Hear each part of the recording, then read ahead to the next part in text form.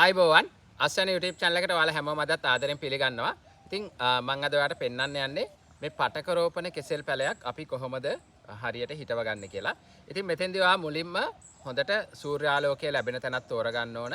ඒ වගේම ජලය රැඳෙන්නේ නැති, ජලය හොඳින් බැස යන තැනක් තෝරගන්න ඕන. ජලය රැඳෙන තැන් වල වුණත් කෙසෙල් වගා කරන්න පුළුවන්. ඒ ගැන මම වීඩියෝ එකක් වෙනම ගේන්නම්. ඉතින් ඔයා මේ තෝරගත්ත ස්ථානයේ අඩි 2ක් දිග පළල සහ ගැඹුර තියෙන වලක් සකස් කරගන්න ඕනේ. දැන් මෙතන නම් මම ඇත්තටම අඩි 1මාර වගේ ගත්තේ. ඒක ගැටලුවක් නැහැ. ඊට පස්සේ ඒ වල සකස් කරලා ඔයාට පුළුවන් ඒ වලට යටට පොල් එලි කෑලි දෙක තුනක්. ඒ කියන්නේ පොල් ගෙඩියක වගේ ලෙලි එකතු කරගත්තට කමක් නැහැ. මම නම් ඇත්තටම මේකට කරන්න හේතුව මෙතන ගොඩක් බොරු සහිත පසක් නිසා ඔයාගේ පස හොඳ ලිහිල් පසක් නම් ඒක ඇත්තටම මේ අත්‍යවශ්‍ය නැහැ. ඊළඟට මම මෙතෙන්දී පස් මිශ්‍රණයේ විදියට මත පිටපස් කූඩයකට කාබනික පොහොර කූඩ දෙකක් විදියට මම නම් ගොම් පොහොර තමයි ගත්තේ. ඔයාට ඕන නම් එළු පොහොර ඒ වගේ නැත්තම් ගෙදර දිරා ගිය කුණු රොඩු ඒ වගේ දේවල් ගන්න පුළුවන්. ඔයා කුකුල් පොහොර භාවිතා කරනවා නම් කිලෝ 5ක වගේ ප්‍රමාණයක් හොඳටම ඇති. එතකොට මම මේකට තව කරදහයිය කොටස් එකක් විතර එකතු කරගත්තා. හොඳට ලිහිල්ව තියෙන්න ඕන නිසා. ඊළඟට මම මේ පස් මිශ්‍රණය සකස් කරලා ඇත්තටම මේ වල පුරවල මේක කන්ද වගේ ගහලා තිබුණේ. දැන් මේකට වතුර දාලා මම මේක ඒ කියන්නේ අඩු වෙලා තියෙන සතියක් වෙනවා දැන් මේ වල සකස් කරලා. වත් ඒ විදිහට වල සකස් කරලා සතියක් විතර දවස් දෙකෙන් දෙකට වතුර දාලා ශ්‍රේෂ්ඨ එහෙම තියෙන්න ඉන්න ඕන. මොකද එතකොට අර දිලි රහානි ඒ වගේ දේවල් ඇති වෙන එක ගොඩක්ම අපිට පාලනය කරගන්න පුළුවන්. ඊළඟට අපි බලමු දැන් මේ කෙසෙල් පැලය කොහොමද හිටව ගන්න කියලා.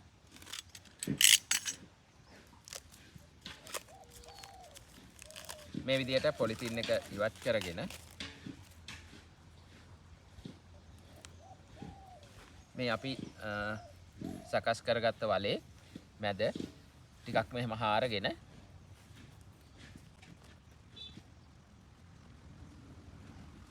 මේ විදිහට අපි ශේෂ්ත්‍රයේ හිටව ගන්න ඕන. ඒ හිටවද්දී ඔයා මෙන්න මේ දැන් පැකට් එකේ තිබුණු පස් මට්ටමට වඩා උඩට පස් දාන්න එපා.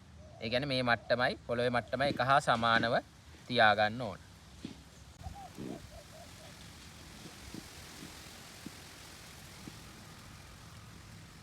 දැන් අපි සාමාන්‍යයෙන් කෙසෙල් පැලයක් හිටවද්දී මේකට රසායනික පොහොරත් මිශ්‍ර කර ගැනීම කරනවා.